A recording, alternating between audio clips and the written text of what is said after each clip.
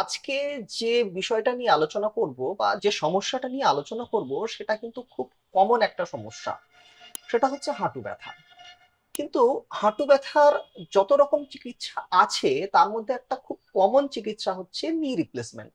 তবে আজকে আমরা নি রিপ্লেসমেন্ট নিয়ে আলোচনা করব না, আমরা হাঁটু ব্যথা থেকে আপনি কিভাবে উইদাউট সার্জারি মুক্তি পেতে পারেন আজকে আমরা সেই বিষয়টা নিয়েই আলোচনা করব। আর এই আলোচনায় আমাদের সঙ্গে আছেন আমাদের শহরের বিশিষ্ট pain physician doctor Rituparna Das. নমস্কার ম্যাম। নমস্কার। ম্যাম, হাঁটু ব্যথা এটা তো ভীষণ কমন একটা সমস্যা। আমরা আমাদের ভারতীয়দের মধ্যে কেন, পুরো একদম যদি আমরা পৃথিবী জুড়ে যদি আমি দেখি যে একটা বয়সের পরে হাঁটু ব্যথা হয়। হুম। তো আমি প্রথমে যেটা জানতে চাইবো যে বয়স হলেই হাঁটু ব্যথাটা হচ্ছে, এটা কেন হচ্ছে? বয়স হলে হাঁটু ব্যথার সবচেয়ে কমন কজ যদি বলি সেটা হচ্ছে অস্টিও আর্থ্রাইটিস অফ নি। আচ্ছা।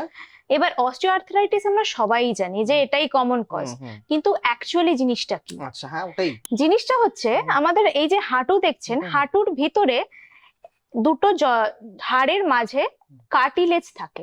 একটা প্যাডিং মতন হ্যাঁ, থাকে। একদম একটা হুম প্যাডিং হুম মতো থাকে, এবং বয়সের সাথে সাথে এই প্যাডিংটা আস্তে আস্তে ক্ষইতে শুরু করে। হুম স্টেজ 1 to 3 হলো এই প্যাডিংটা ধীরে ধীরে ক্ষয়ছে, কার্টিলেজের কিছুটা অংশ অবশিষ্ট আছে। আচ্ছা এবং স্টেজ 4 হচ্ছে এই প্যাডিংটা একদমই নেই, দুটো হাড় একদম জুড়ে গেছে, আচ্ছা, মানে হাড়ে হাড়ে তখন ঘষা লাগছে। ঘষা লাগছে। আচ্ছা, শুরু প্রথম থেকেই হয়। হ্যাঁ, হ্যাঁ, এবং একটা সময় অবধি ওই কার্টিলেজ এবং যে প্যাডিংটা আমরা বলছি একদম পুরো শেষ হয়ে যায়, এবং যখন হাড়ে হাড়ে ঘষা লাগে তখন ব্যথাটা তীব্র আকার ধারণ করে। ইভেন আমরা দেখেছি বহু মানুষের হাঁটু এরকম বেঁকে যেতেও দেখেছি, হুম, কারো বাইরের দিকে কারো ভিতরের দিকে। তো ম্যাম, আমি যেটা বলছি যে এই যে একেবারে শেষে যখন প্যাডিং সরে গেল, হাঁটু বেঁকে গেল, এটা তো একেবারে সিভিয়ার স্টেজ। হুম।